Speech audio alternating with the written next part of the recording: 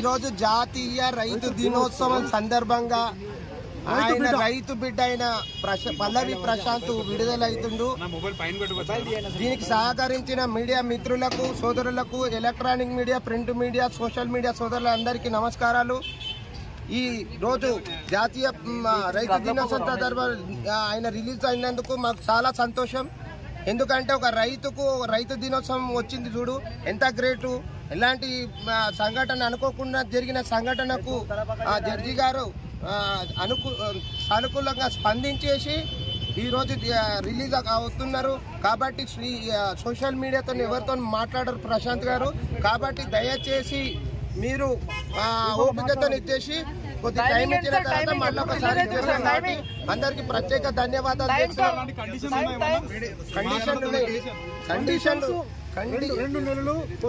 Morning 1 నుంచి 2 నెలలు attend కావాలి. కండిషన్ ఏం లేదు, కానీ ప్రశాంత్ గారికి ఏం చెప్తున్నామంటే కొద్దిగా గ్రామీణ నేపథ్యం ఉన్నది. ఆయన భాష యాసను అర్థం చేసుకుంటలేరు. నేనేమంటున్నానంటే ఆయన కొద్దిగా చెప్పాలి, మేము చెప్తాం, కౌన్సిలింగ్ చెప్పి ఇచ్చేసి అడ్వైజ్ మేమేమంటున్నా అంటే కొంతమంది సోషల్ మీడియా సోదరులు, మన సోదరులు చట్టం గురించి టెక్నికల్ వర్డ్స్ వాడకుండా ఇష్టానుసారంగా మాట్లాడడం వల్ల ఇబ్బందులు అవుతాయి.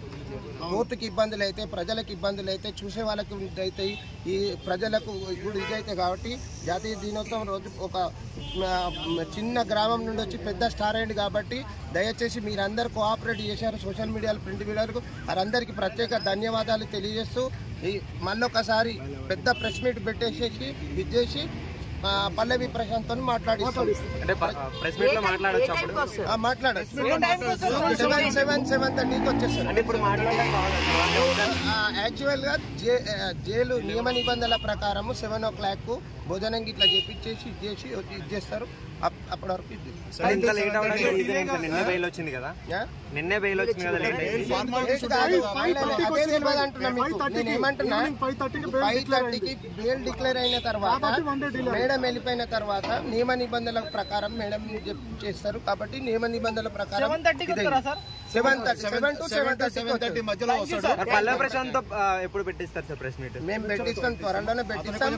Social media, print media, electronic media సోదరులందరికీ ప్రతి ఒక్కరికి ఫోన్ చేసి రిలీజ్ అయిన తర్వాత ఇంటికి పోతాడా, ఇక్కడ హైదరాబాద్ ఉంటారా? మనం ఏం చెప్తాం, మనం ఏం చెప్పలేం కదా. బయటికి ఎక్కడికైనా వెళ్ళొచ్చా సార్?